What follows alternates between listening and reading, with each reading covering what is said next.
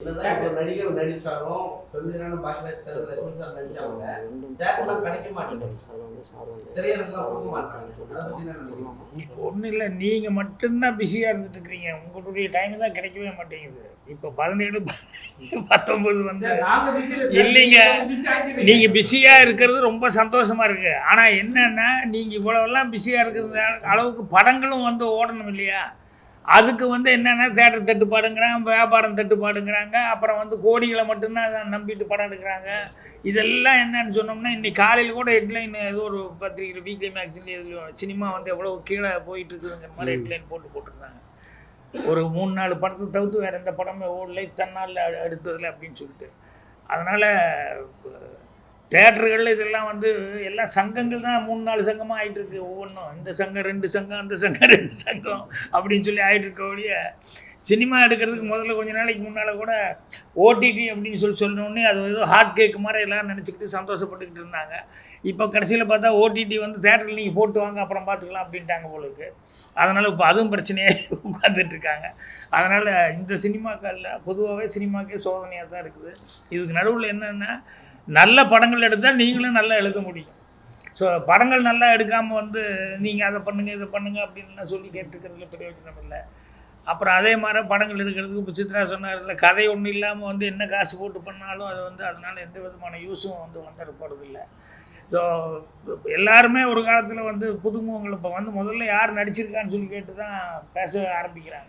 எல்லோரும் முதல் நடிக்கும்போது மட்டும் எப்படி இருந்தாங்க? எல்லாருமே எல்லாம் தெரிஞ்சவங்களாக இருந்தாங்க. அதனால் புதுமுகங்களுக்கு வந்து இது இந்த மாதிரி ப்ரொடியூசர் எங்கள் வெளியூர்லேருந்து வந்து இங்கே நம்மளை நம்பி தமிழகத்தில் வந்து படம் இருக்கான்னா அதுக்கு மற்றவங்க எல்லாருடைய சப்போர்ட்டும் நல்லா இருந்தால் நல்லாயிருக்கும். அதனால் நீங்கள் சொல்கிற தேட்டர் ப்ராப்ளம் எல்லாம் சங்கத்தில் கேட்க வேண்டிய கேள்வி என்ன கேட்டீங்க? திடீர்னு இங்கே வந்து ஒரு படம் ரிலீஸ் ஆகிறதுக்கு வரப்பட எல்லாத்தையும் ஸ்டாப் பண்ணி வச்சுருந்தாங்க 2 வாரத்துக்கு முன்னாடி. உங்களுக்கே தெரியும்.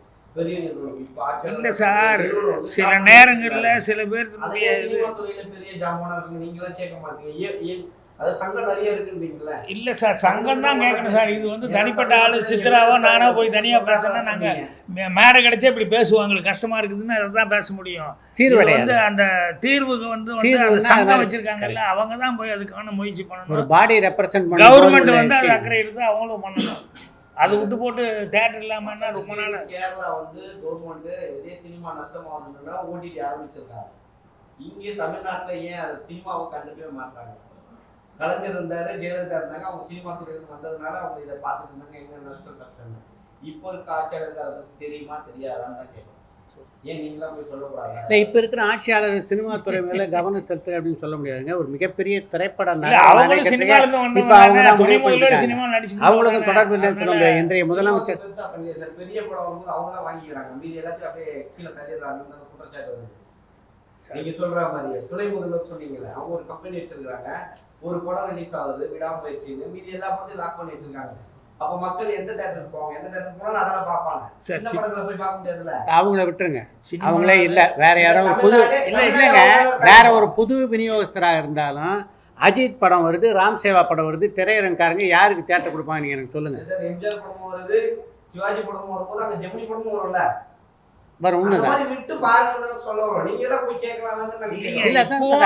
படங்களுக்கெல்லாம் வந்துட்டு தான் இருக்குது. அதனாலதான் ரப்பர் பந்தெல்லாம் ஓடுது இல்ல. பின்னெல்லாம் அதெல்லாம் கலெக்ஷன் பண்ணிட்டு அவன் வந்து ரங்கநாதனும் அந்த காம்பினேஷன் டைரக்டர் இந்த படம் பண்ணி இவங்கெல்லாம் வந்து என்ன தைரியத்தில் இருக்கிறாங்க படத்தை? சார், பெரிய நிறுவனங்கிறது இல்லைங்க. பெரிய நிறுவனம் ஏன் அவங்ககிட்ட போனாங்கன்னா அவங்க ஆல்ரெடி ப்ரூவ் பண்ணாங்க. அதனால தான் பெரிய நிறுவனம் அந்த மாதிரி ஆளுகளை வந்து அதை விட்டுருங்க. திறமையான நீங்கள் என்ன நினைக்கிறீங்க? டிராகன் படத்துக்கு கூட்டம் வந்தது காரணம் பெரிய நிறுவனம் தயாரி பண்ணுறதுனாலயா, அந்த படத்துக்கு கதாநாயகனாலயா? அதெல்லாம் கிடையாது. கதாநாயகனால தான். அந்த பிரதீப் ரங்கநாதனுடைய முந்தைய படம் மிகப்பெரிய வெற்றி அப்படின்றனால அந்த படத்தை ஏஜிஎஸ் இல்லை, நீங்கள் தயாரிச்சிருந்தாலும் இந்த அளவுக்கு எல்லா தேட்டர்லையும் இந்த படம் எதிர்பார்ப்பு இருந்தது. ஆல்ரெடி படத்துக்கு எதிர்பார்ப்பு தான் முக்கியமான விஷயமே தவிர தயாரிப்பு நிறுவனம் காரணம் இல்லை. பிரதீப் ரங்கநாதன் யாருங்க? புதுசுமும் இல்லாமல் ஒரு முதல்ல எப்படி ப்ரூவ் பண்ணாரு? ஒரே படம் தானுங்க Pradeep Ranganathan, one picture old. அப்புறம் அவர் என்ன சொல்றீங்க? செய்திகளை உடனுக்குடனும் துல்லியமாகவும் தெரிந்து கொள்ள சப்ஸ்கிரைப் பண்ணுங்க.